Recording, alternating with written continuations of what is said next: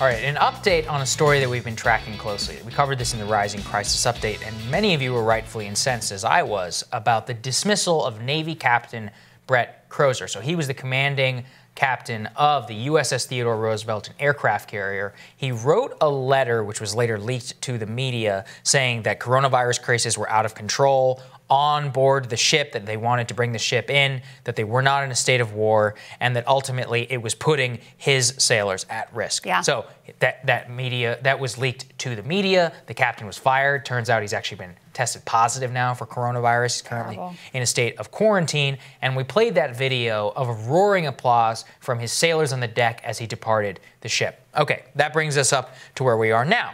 Well, it turns out the acting Secretary of the Navy, Thomas Modly, traveled to Guam to meet the ship and addressed the crew over the loudspeaker, in which he basically smeared the captain, called him too naive or too stupid to know the actions of his decisions. Literally, the sailors were so incensed about this, they can be heard shouting in the background, and they recorded it and subsequently leaked it to the media. Let's take a listen to what that was like. I know that I mentioned that it was over 20. We believe it was forwarded to even far more than that. And immediately it was picked up by the San Francisco Chronicle, which published sensitive information about the material condition of a naval warship. If he didn't think, it was my opinion, that if he didn't think that information was going to get out into the public in this information age that we live in, then he was A, too naive or too stupid to be the commanding officer of a ship like this. What the? The alternate is that he did it on purpose. And that's a serious violation of the Uniform Code of Military Justice, which you are all familiar with. There you go, Crystal. I think the sailors let the acting secretary know exactly what they think of the decision to dismiss this captain. I mean, it's really a bizarre state of affairs, because after all that comes out, the story is breaking all through yesterday. The secretary comes out and says that he quote, spoke from his heart, didn't deny it. Okay. So then Trump gets asked about it, and he's like, I might have to do something about this. And then, finally, this is the latest development, Secretary puts out a statement last night apologizing amid the uproar over the speech, saying that he didn't mean to denigrate the captain. But at the end of the day, captain's still out of a job. And look, again, like we said, those sailors knew exactly who that captain was working for. That's right. When they gave him that decision.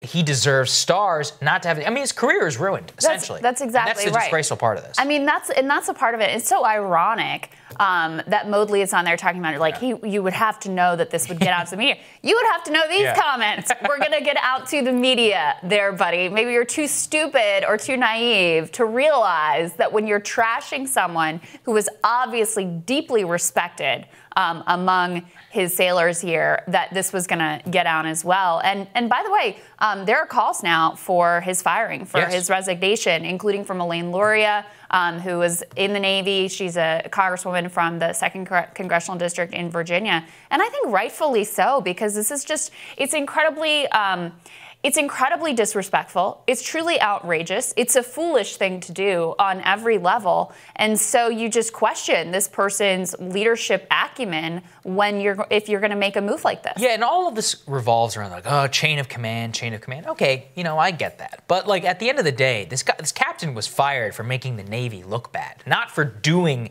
anything wrong. Exactly. And that's what bothers me, because you know what? The Navy does look pretty bad and should look bad out of all of this. They're like, oh, it was broadcasting weakness to our enemies and all that. But like, apparently, the background reporting says that the Captain Crozier was trying to highlight this through back channels, saying, look, this is a critical situation aboard my ship. And the Navy was like, yeah, don't worry about it. Yeah, don't worry about it. Basically brushing it off, and then wrote this letter. There's no, look, I mean, it seems that they seem to believe he leaked it to the media. Who knows what happens? Right. But they're like, you never talk to the media. He's too naive or too stupid to know that it would end up in the media. He Modly described it as a betrayal. Right. I mean, think about that. Right. What he was doing was trying to stand up for and keep his people safe. I mean, in what way is that a betrayal? In what world is that a betrayal? But to your point, exactly right. It's a betrayal in Modly's eyes because it makes him look bad, because it makes the Navy look bad. Yeah, no, and people realize, every enlisted person I know is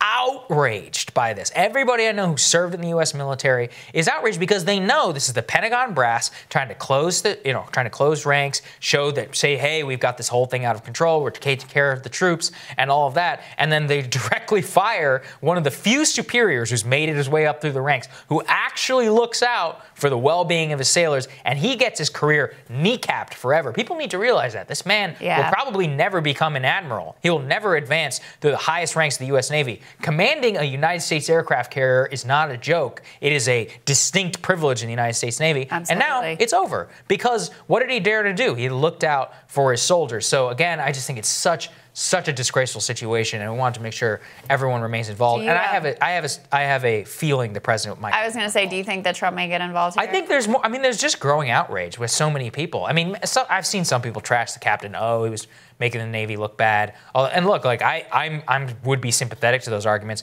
if it were true. He's outside of the chain of command. I mean, one of the main things of the post-Vietnam era was that you're not supposed. Is that we understand after My Lai and all of that you have to sometimes go outside of that chain if you believe you're acting in the best interest, particularly in the best interest of your sailors, soldiers, Marines, airmen, whomever. And so that's what really I think everybody who looks at this says this is messed up. Yeah, I think you're right about that. Yeah. All right, we'll have more for you after this.